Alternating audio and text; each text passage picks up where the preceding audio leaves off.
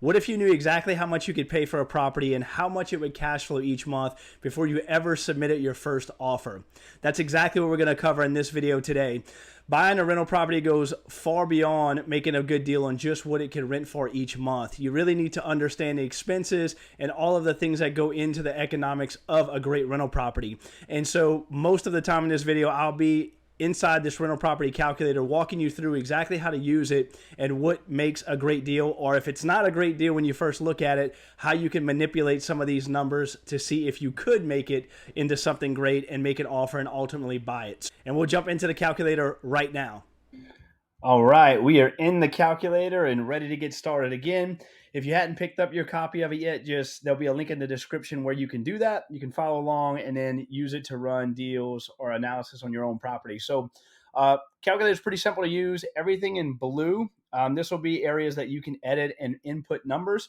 And then the rest of the calculator will spit out the numbers and the results based on what you put into the blue areas. So first things first, the top left here, we got the purchase price. So for this example, we'll pretend we're buying a single family home for $150,000, and that home will rent for $1,550 a month.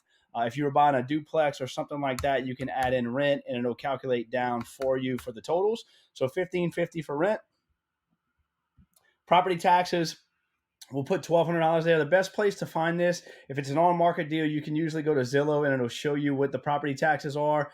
If not, you can go to Google and just type in your city and assessor's site, and then that'll come up. And then you can type in the physical address and figure out what the property taxes are so you can be more specific on running your numbers. Insurance, best way to do this, if it's on market, you can ask the current sellers what the insurance is, or you can call an insurance agent and get a quote for yourself, which I would probably recommend that option to know exactly where you'll land on that. And you'll see here gas, water, sewer, garbage, lawn care, all of that's left blank. Ideally, when you buy a property, you won't have to pay for any of these as the owner. This is very important to ask to make sure you don't have to and not assume. But if you had to pay, for instance, let's say you were responsible for lawn care, you can just put that number in here and it'll update on the sheet accordingly. But we'll go ahead and put 0 for now. Management.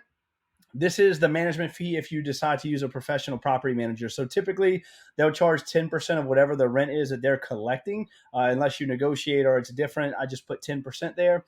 Vacancy rate, your properties will not always be 100% rented out. So it's important to plan and budget for that. So I put 5% here. I also put 5% of the rent for maintenance. So toilet breaks, have to replace a ceiling fan in the house, something like that. Maintenance calls would go into there.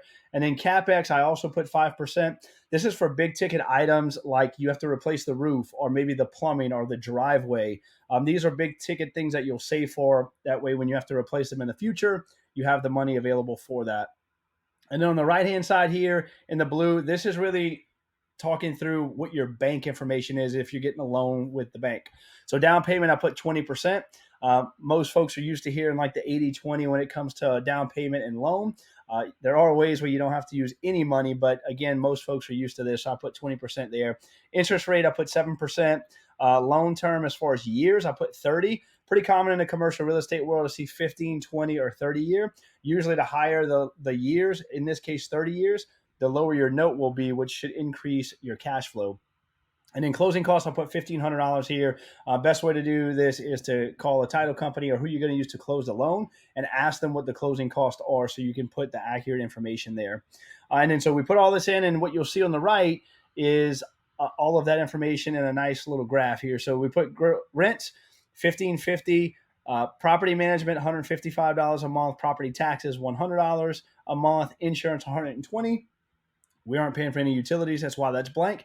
And then vacancy, maintenance, and CapEx, we put 5% for all of those. So that's why they're showing $77.50 for a total operating expense of $607.50. So our total NOI, our net operating income, is $942.50 a month, or a 7.5% return. This is before we have debt service, aka the loan. So if we look on the right-hand side, we have $150,000 for the total purchase price.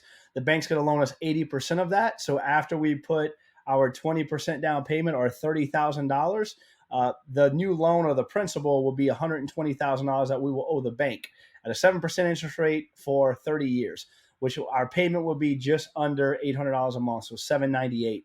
And this would leave us with a monthly net cash flow, or your profit, of $144.14, or an annualized return of just over about 5.5%. Now, if you wanted to tweak this, you can say, what if I had $120,000 for the property? That would drastically increase your cash flow. So I'd encourage you to mess with these numbers, figure out what makes a great deal, then start submitting offers on that deal. Again, if you want this calculator, click the link in the description. You'll be able to get it there, and I'll see you back in the video. Bye for now.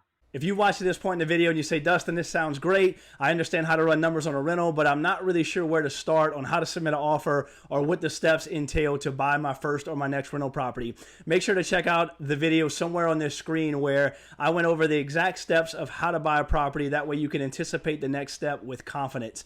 Thanks for watching. I'll catch you on the next one. Bye for now.